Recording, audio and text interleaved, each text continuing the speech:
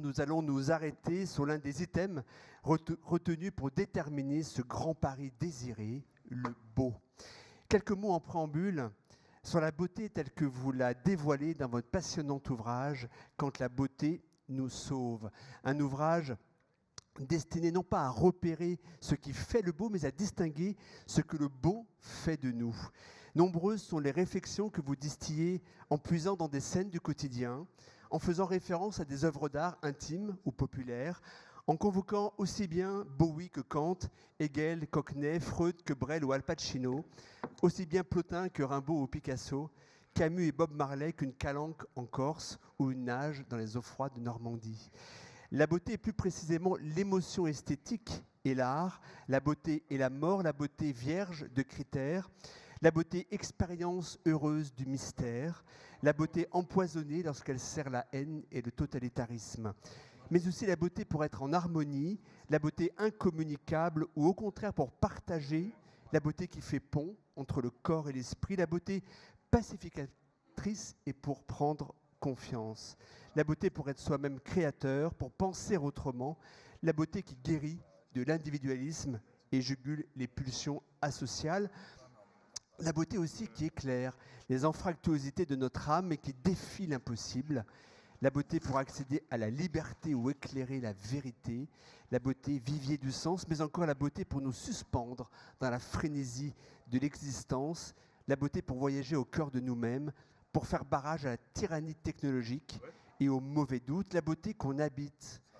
la beauté peut-être même pour accéder à Dieu, la beauté qui revitalise le désir d'être humain, la beauté pour faire humanité. Chaque expérience de beauté rappelle un paradis perdu et appelle un paradis promis, assure l'écrivain et académicien François Sching, à qui vous faites référence. La beauté donc pour apprendre à aimer.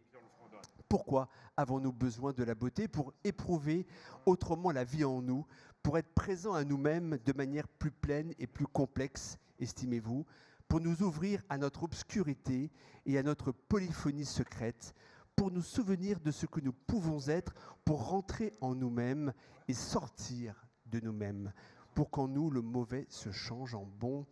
La beauté donc nous rend meilleurs, rend le monde meilleur, rend-elle la ville meilleure, notamment Paris, et le Grand Paris meilleur? Vous allez nous fournir quelques clés pour nous aider à répondre à cette question. La plus belle ville du monde, dit-on communément de Paris. Quelles expériences de beauté, d'émotions esthétiques entretenez-vous avec Paris?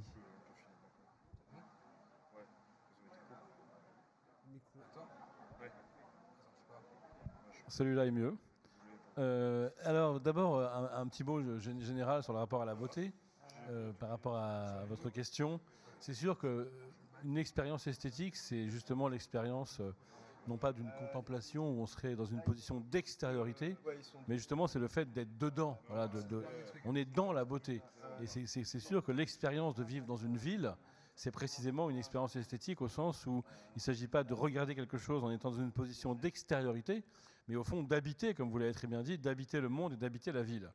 Et c'est très intéressant aussi de se dire que on a été habitué à distinguer la beauté naturelle et la beauté urbaine, et maintenant les choses sont beaucoup plus mélangées, et un des enjeux de l'expérience esthétique contemporaine, c'est cette hybridation finalement des formes de beauté. Ensuite, plus précisément, mon expérience de Paris a été celle de quelqu'un qui vivait en banlieue et qui est arrivé à Paris, et qui a toujours fantasmé Paris, donc j'ai je ne peux pas résumer comme ça toute une expérience de Paris, mais j'ai eu un moment de ma vie très noctambule, et je me souviens du jour qui se levait sur les grands boulevards, en sortant du Rex par exemple. Je me souviens aussi du 13e arrondissement. J'ai toujours adoré la diversité de cette ville aussi, la diversité de ses lumières et de ses ambiances. Et quand on voyage à l'étranger et qu'on revient à Paris, bah, c'est l'équivalent de quelques rares villes dans le monde aussi riches, aussi plurielles, et avec autant de possibilités d'expérience esthétique. Et juste peut-être un mot aussi important, c'est que l'expérience esthétique, c'est de se faire confiance. C'est pas de repérer des critères qui seraient objectivement les critères du beau, mais c'est, comme vous l'avez très bien dit, non pas ce qui fait que c'est beau, comme objectivement une définition, mais accueillir ce que la beauté me fait. Et évidemment, la beauté d'une ville, ça peut être aussi des petits détails, des choses qui ne sont pas les monuments les plus importants. Ça peut être aussi quelque chose qui pourrait ressembler à ce qui est laid, mais qui a un charme particulier. Et c'est finalement aussi l'étrange. Baudelaire disait « le beau est toujours bizarre ». Et je pense que l'expérience esthétique, c'est d'être capable de repérer quelque chose qui n'est pas nécessairement une beauté académique ou une beauté évidente, mais qui nous interpelle, qui nous intrigue. Et c'est vrai que mon expérience de Parisien, c'est ça. Très souvent, je lève les yeux sur ma ville et je me dis, mais c'est fou, on ne voit plus cette ville. Souvenez-vous par exemple de ce qu'avait fait Christo, l'artiste qui avait emballé le Pont-Neuf. Récemment, il l'a fait avec l'Arc de Triomphe. C'était une expérience dingue. On se rendait compte qu'on ne voyait plus cette beauté parce qu'on l'utilisait, ce pont comme un instrument pour traverser la Seine. Et parfois, il faut recouvrir la beauté pour la redécouvrir. Il faut la voiler pour la dévoiler. Et c'est ça l'expérience du regard. Et dans une ville, il suffit souvent de lever les yeux au ciel, d'arrêter d'être dans son smartphone, dans la dictature des choses à faire, et d'être présent et d'ouvrir les yeux. Mais justement, quand on voit l'ensemble des pollutions visuelles, sonores, olfactives, temporelles justement, qui nous assaillent au quotidien, comment trouve-t-on les ressources pour voir encore ce que la ville peut nous apporter de beau? Ça, c'est une très bonne question. C'est sûr qu'il y a du bruit, qu'il y a des choses qui ne sont pas belles, pollution visuelle, pollution sonore. C'est un vrai problème pour le bien-être des individus, notamment le bruit. Il y en a qui n'en peuvent plus. Et la question, c'est qu'il ne faut surtout pas penser qu'on va arracher la beauté et que quand il n'y aura plus de laideur, il y aura du beau, que quand il n'y aura plus de bruit, il y aura le silence de la contemplation, et quand il n'y aura plus d'obstacles, il y aura la beauté, quand il n'y aura plus de pollution, alors ce sera le temps et l'espace pour la beauté. Ça n'a jamais été comme ça. Et au contraire, alors, la question, c'est d'être extrêmement attentif, justement. Et le problème des pollutions, c'est qu'elles cassent l'attention. On s'enferme en soi parce qu'on n'en peut plus qu'il y ait trop de bruit ou trop de pollution. Mais il ne faut pas réserver l'expérience esthétique à un moment privilégié qui serait arraché à ces pollutions, qui serait par exemple l'expérience muséale uniquement, ou le fait que j'ai un casque anti-bruit pour écouter de la musique. Non, il faut être capable, et c'est ça l'existence contemporaine, de la chercher partout et tout le temps, la beauté, d'être dans cette extrême disponibilité. Et la disponibilité, c'est le mot-clé par rapport à votre question, ça veut dire être prêt à accueillir ce qu'on n'attendait pas, l'inattendu. Mais ça n'empêche pas qu'on ait des attentes. Donc, je prends un exemple concret. On va se promener au but de Chaumont. On a une attente, c'est en arrivant dans ce très beau parc, d'être enfin apaisé. On va au Luxembourg, on a une attente. Mais la vraie beauté, elle est sur le chemin, évidemment. Elle n'est pas au Luxembourg ou au but de Chaumont. Elle est sur le chemin si je sais ouvrir les yeux. Exactement comme quand on va au musée d'Orsay pour voir Courbet. Et ça, c'est l'attente qu'on a. Mais si on est un esthète, eh bien, sur le chemin, on va rencontrer des œuvres qui vont être beaucoup plus intéressantes que Courbet, parce que Courbet, on va vouloir cocher la case et que ça corresponde à l'attente. Et ben c'est pareil. Et j'en vois des Parisiens, au sens du Grand Paris, qui vont réserver l'émotion esthétique au dimanche au Luxembourg. C'est une terrible erreur. Il faut être ouvert en permanence. Il ne faut pas conditionner justement cette ouverture. C'est Hölderlin qui disait « Viens, ami, entre dans l'ouvert ». Et l'ouvert, c'est maintenant. Et voilà, c'est pour ça qu'il y a plein de friches industrielles qui sont belles si on ouvre les yeux. Il y a plein de lumière sur une zone urbaine qui peut être a priori pas belle, mais il faut juste ouvrir les yeux, les oreilles, être dans la disponibilité. Justement, vous évoquiez à l'instant la laideur. Qu'est-ce qui fait que ce qui est laid aux yeux de l'un va être reçu comme beau dans l'âme d'un autre? Alors, il faut se méfier de cette idée de relativité. Dès qu'on s'intéresse à la beauté, comme c'est mon cas dans ce livre, quand la beauté nous sauve, eh ben c'est justement de faire attention à ne pas recevoir comme évidence l'idée que chacun a ses goûts, que c'est beau pour toi et pas beau pour toi, que c'est laid pour toi et beau pour toi. Car je crois que ce n'est qu'à moitié vrai. Et j'en veux pour preuve cette expression que nous employons tous quand nous disons « c'est beau ». Quand vous dites « c'est beau », vous savez ce que vous dites. Vous ne parlez pas mal français. Vous ne dites pas « c'est beau » au sens où vous vous trompez et vous pensez que c'est une vérité comme ça objective. Quand vous dites « c'est beau », en fait, vous exprimez un goût personnel.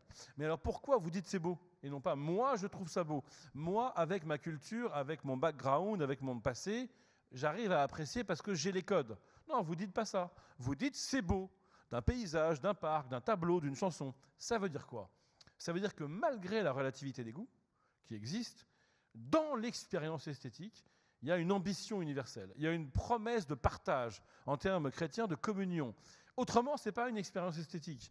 Donc évidemment, je sais que moi, j'aime bien cette lumière sur le grand boulevard le matin et que toi, tu ne l'aimeras pas. Oui, je sais que moi, j'aime bien ce paysage un peu urbain, industriel, un peu métallique et que tu ne l'aimeras pas. Mais au cœur de mon goût, quand je dis que c'est beau, je sais que nous pourrions être d'accord. Et c'est de sentir cet élan vers le partage qui fait l'expérience esthétique.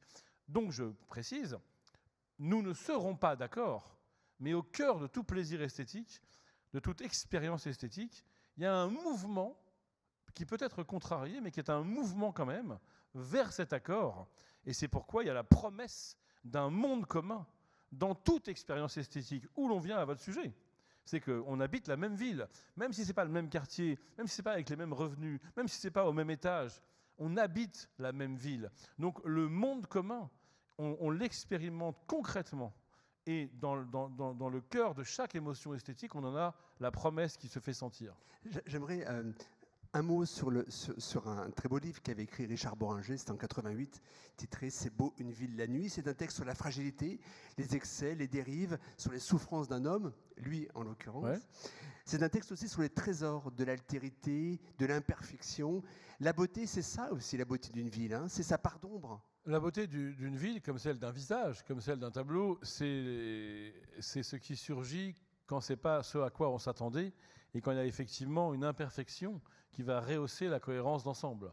Donc c'est sûr que la beauté d'une ville, quelle qu'elle soit, elle est toujours hétérogène, hétéroclite, disparate, mais traversée par une unité dans la diversité. Et c'est pour ça qu'il n'y a pas de beauté qui soit trop simplifiée. Et souvent, dans la vie sociale d'aujourd'hui, on est dans des processus de simplification identitaire, des raisonnements binaires, des pensées dichotomiques. Et l'expérience esthétique, a fortiori dans une ville, c'est de s'ouvrir à quelque chose qui a de la diversité et d'avoir confiance en son œil. Et de dire, moi, dans cette diversité, je repère une unité.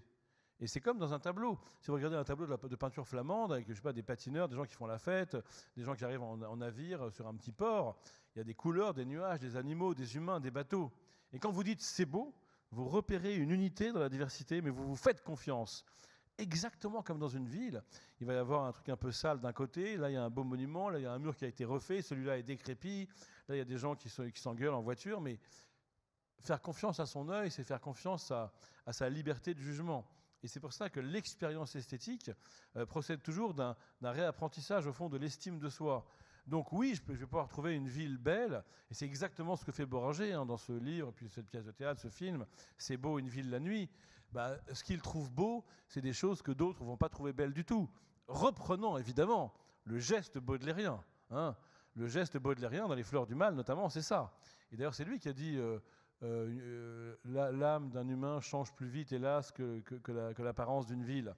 Et donc, il y a cette idée que la beauté est partout et qu'évidemment, elle est davantage dans le regard que dans la chose objective. Comment justement, vous parlez de ce jugement personnel, ce discernement intime, comment le cultiver alors que nous faisons face à une somme considérable d'injonctions marketing qui en fait essayent de nous faire, de déterminer pour nous ce qui est beau. Comment s'émanciper de cela? Comment retrouver notre liberté justement de jugement? Eh bien, en se souvenant d'une jolie distinction que propose le philosophe allemand Kant dans son livre Critique de la faculté de juger, qui est un livre là-dessus.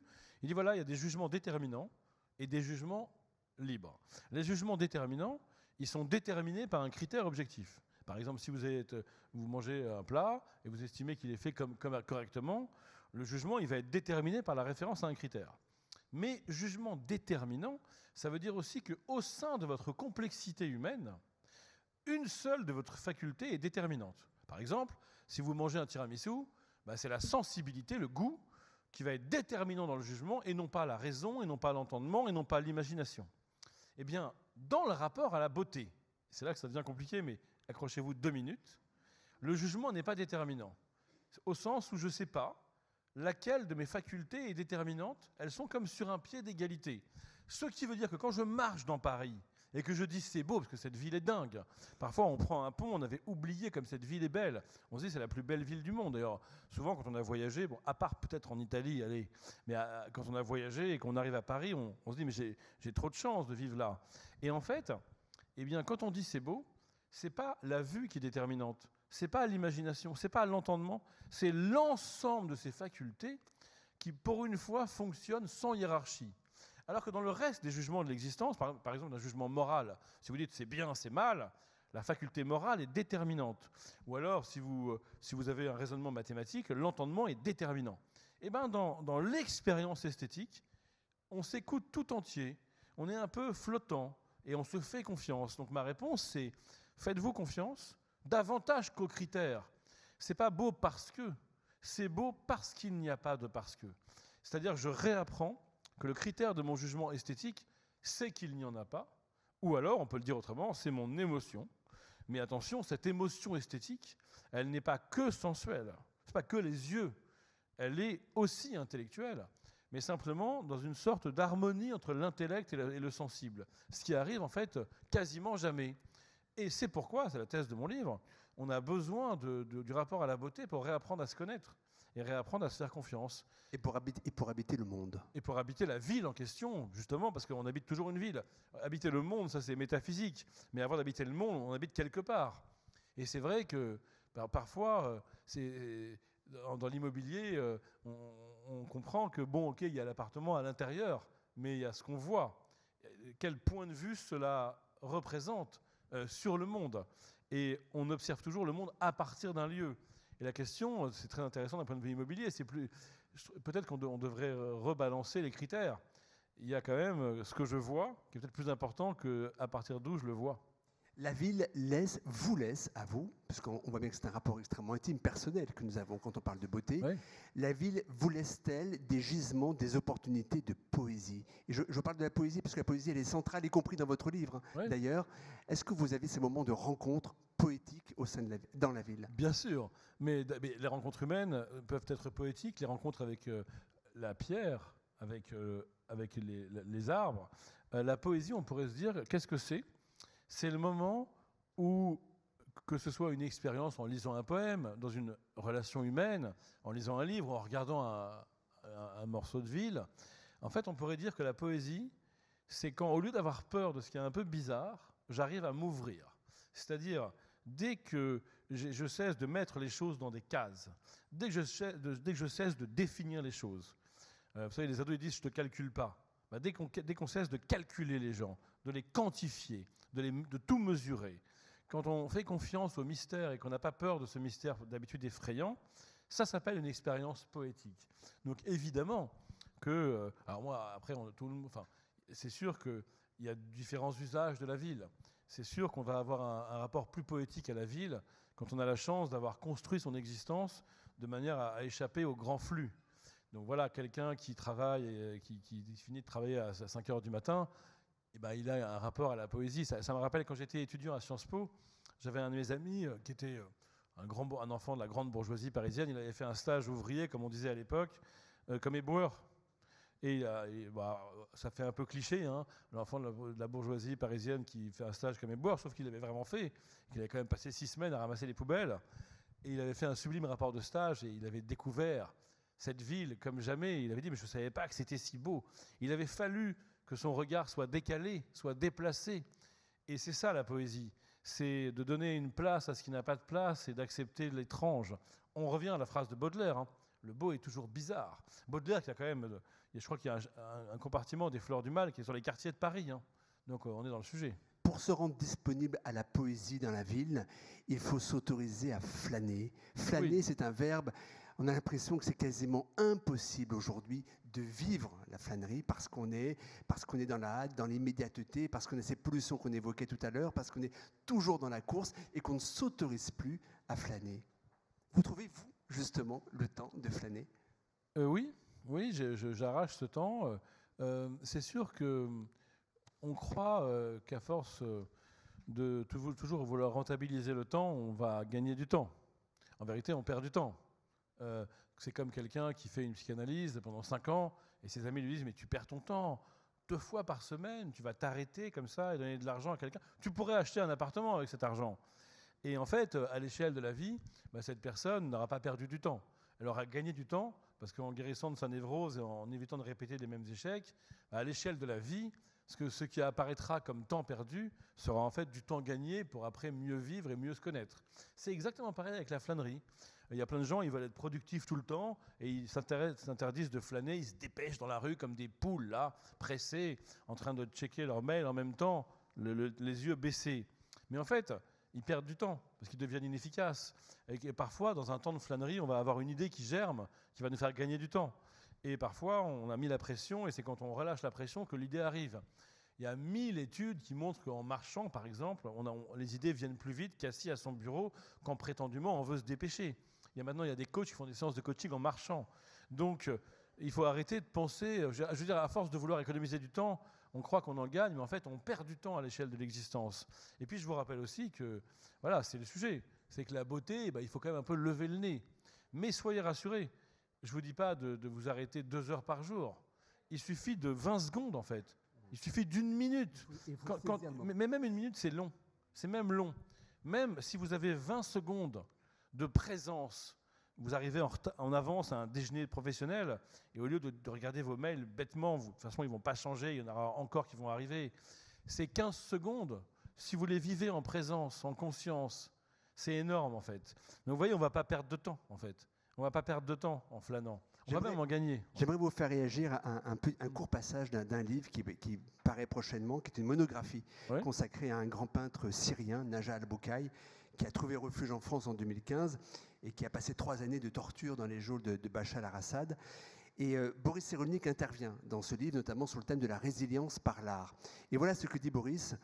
Un Polonais chrétien qui fut déporté à Auschwitz me raconta le froid, qui était une torture, les relations inhumaines, les humiliations, qui étaient une torture, les conditions de travail, de repos et de sommeil, qui étaient une torture. Mais il demeurait vivant parce qu'il conservait la mémoire du beau.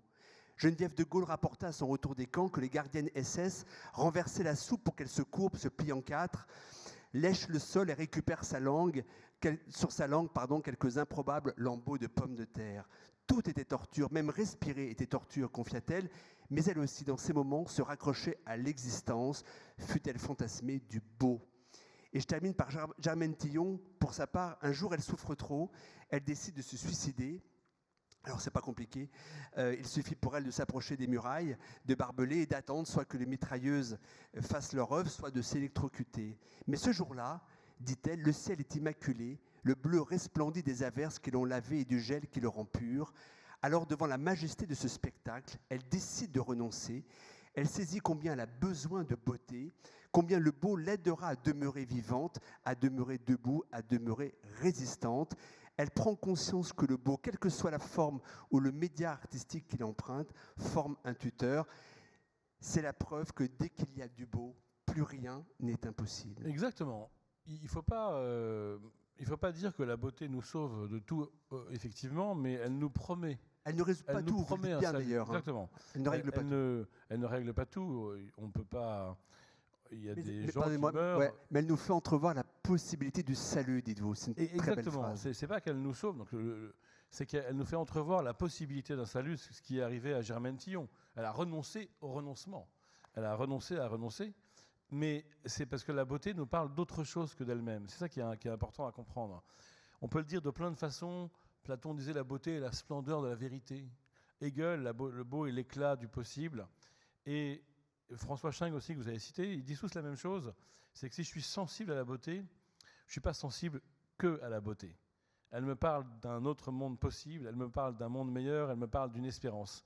Et c'est pour ça que dans l'expérience esthétique, on est à la fois très présent et un peu absent. Et ça donne une existence bien plus complexe. Et c'est ça aussi la flânerie que vous évoquiez. Je suis présent, absent. C'est pour ça que c'est agaçant aujourd'hui, toutes les injonctions à être pleinement présent, ici, maintenant, pleinement conscient. L'expérience esthétique, ce n'est pas d'être obsédé comme ça par la présence. En fait, c'est de se laisser être. Et dans l'expérience esthétique, si je contemple un paysage, un jardin ou un tableau où j'écoute de la musique, je suis là, mais je suis aussi un peu ailleurs. Et voilà, on a le droit d'être présent, absent. En réunion, d'ailleurs, au travail aussi, on est présent, absent, ça n'empêche pas d'écouter un petit peu, hein. Parfois, vous savez, moi je disais à mes élèves, dessinez si vous avez envie de dessiner, regardez par la fenêtre, vous pouvez même en répondre à quelques textos de vos amis, parce que l'attention flottante n'est pas une mauvaise attention. On est assez capable, nous les humains, conclusion. Je crois que ça veut dire qu'il faut aller déjeuner. Non, on a encore 5 minutes. Être sensible au beau est-il un indicateur de notre capacité d'humanité? Alors, c'est une excellente question, Denis, mais dangereuse. Car on a envie de dire, bien sûr, la sensibilité à la beauté est l'indice de la civilisation. On a envie de penser, comme Platon d'ailleurs, ou comme Kant, hein, que je vais vers le beau et que je suis guidé vers le bien. Et que le beau est l'éclat du bien et la promesse du bien. Et on a envie de répondre avec Freud qu'on peut sublimer des pulsions agressives dans l'émotion esthétique. On a envie d'y croire. Le problème, c'est le nazi qui, le soir, va à l'opéra et le lendemain matin, trucide des enfants. Le problème, c'est le serial killer qui est esthète, raffiné dans la manière de trucider ses victimes. Donc, qu'est-ce qu'on fait avec ça? J'ai une proposition, c'est de dire que l'expérience esthétique va nous permettre de sublimer, donc de donner une issue pacifiée à beaucoup de pulsions violentes, mais pas du tout de manière suffisante. Voilà, Picasso sublimait beaucoup, il a quand même enfermé à clé sa femme. Picasso, il a quand même séquestré plusieurs fois ses femmes pour être sûr que lui les trompe, mais que ce ne soit pas réciproque. Aujourd'hui, il ferait 15 ans de prison pour ça. Quand un rappeur fait ça aujourd'hui, il prend 15 ans de prison pour séquestration. Picasso le faisait, et il sublimait beaucoup son agressivité et ses pulsions sexuelles asociales. Mais voyez-vous, ça ne suffisait pas. Et c'est bien ce que j'explique dans mon livre. Hein. La beauté nous promet plein de choses. Souvent, ces promesses ne seront pas tenues. Elles seront trahies. Mais le temps de la promesse aura fait du bien. 2 questions pour conclure. Vous avez longtemps formé à la philosophie. Ouais. La disposition au beau s'enseigne-t-elle? Et comment des parents, des éducateurs, des enseignants, comment aussi l'administration d'une ville doivent-ils faire pour éveiller au beau? Je vais répondre un peu cash, moins en parlant qu'en offrant la possibilité d'expérience. La preuve par l'exemple, l'exemplarité. Si vous êtes parent, eh ben, au lieu de dire il faut aller au musée, viens au musée, après on ira au McDo, de négocier, non. Vous montrez à votre enfant comment la proximité avec une œuvre vous fait du bien. Donc souvent l'exemplarité c'est la preuve par l'exemple. De même dans une ville, que l'art soit accessible, que ce soit facile, qu'on tombe dessus sans faire exprès, par sérendipité. Je crois que les grands discours sont moins efficaces que les manifestations effectives. Voilà, tomber comme ça sur une œuvre. Et puis aussi tenter plein de choses différentes. Mais oui, pour vous répondre, c'est pas du tout naturel. Ça se cultive. La part d'aîné d'acquis, vous la connaissez, vous ? On peut conclure avec le très joli mot d'Oscar Wilde. Avant la peinture de Turner, les Anglais, ils ne voyaient pas les brouillards. Pourtant, il y en avait. Il dit, je crois bien qu'il y en avait, mais ils ne les voyaient pas. Ils ont appris à les voir. La part d'aîné et d'acquis, vous arrivez à la saisir ou pas? Ils avaient juste peur du rhume. Je finis la blague, elle est bonne. Avant, ils avaient peur d'avoir un rhume quand ils voyaient un brouillard, et maintenant, ils voient de la beauté parce qu'on apprend à voir. Et donc, oui, Denis, j'avais deviné la question d'après, la part de l'inné et de l'acquis, eh bien, globalement, comme dans toute l'existence. C'est-à-dire qu'il y a un petit peu d'inné et énormément d'acquis, et heureusement, ça veut dire qu'on est libre, ça veut dire qu'on peut changer, ça veut dire qu'on peut progresser. Et quand bien même vous me direz, mais oui, mais il y a un génome, j'en vois qui hésite, mais attention, on sait maintenant que ça s'appelle l'épigénétique, donc c'est pas un destin, c'est juste des conditions de possibilité, et ça va s'actualiser, la génétique, en fonction des rencontres, de la vie, de l'environnement, de ce que les relations humaines me proposent, de ce qu'une ville me propose, de ce qu'un environnement me propose, de ce que l'alimentation me propose. Et donc, si on fait la part des choses, pour être un peu clair avant d'aller déjeuner, je pense que l'inné, c'est 3% et l'acquis, c'est 97%. Pour conclure, Charles, j'aimerais vous faire réagir à un propos que me confiait Étienne Klein, le philosophe, il y a quelques jours. On se racontait notre été et il me faisait part d'une anecdote, d'une triste anecdote. Il est à Chamonix et Étienne est un grand alpiniste, il passe tous ses étés à Chamonix. Un matin, il prend son petit déjeuner à l'hôtel et ce matin-là, la lumière, je le cite, qui coiffe les sommets est particulièrement exceptionnelle. Le spectacle est de toute beauté. Et puis une famille prend place près de lui. Les parents plantent une tablette dans les mains de l'enfant et eux-mêmes sont sur leur téléphone portable. Et pas un instant, le regard ne se portera sur le spectacle qui est devant eux, qui est sous leurs yeux. C'est une anecdote symptomatique, finalement, alors un peu manichéenne, j'en conviens, mais c'est le type de civilisation que nous prépare justement notre époque. ce choix que nous devons faire entre notre capacité à nous rendre disponibles au beau et notre volonté finalement de ne pas nous rendre Ouais, c'est un très bon exemple du péril qui nous guette. Il y a un exemple analogue très connu où le plus grand violoniste du monde joue dans le métro et les gens ne s'arrêtent pas. C'est filmé. Bon. Ça nous montre deux choses. Première chose, c'est que ces gens devaient avoir des mails urgents à traiter. Et la deuxième chose, c'est que cela relève de nous, de savoir nous rendre disponibles. C'est une question de décision personnelle. Et ce que je voudrais dire, et ce serait peut-être une conclusion, c'est qu'il ne faut pas croire que c'est compliqué. C'est des extrêmement simples décisions. Voilà, je disais ça à des élèves, ados récemment, mais vous êtes en train de prendre une bière, de regarder un match de foot, vous êtes bien ensemble, et en même temps, vous regardez vos notifications Insta tout le temps. Ils disent, mais nous, on est comme ça ne m'empêche pas de profiter. Je dis, je sais que tu peux voir le match et en même temps envoyer des textos, parier sur BetClick, et en même temps, mais juste un truc, quand tu passes un bon moment, si tu retournes ton téléphone, ou même pour être vraiment apaisé, si tu le mets en mode avion, tu ne vas pas voir une différence. Et ils répondent tous, mais oui, c'est vrai, je vais être davantage disponible au présent.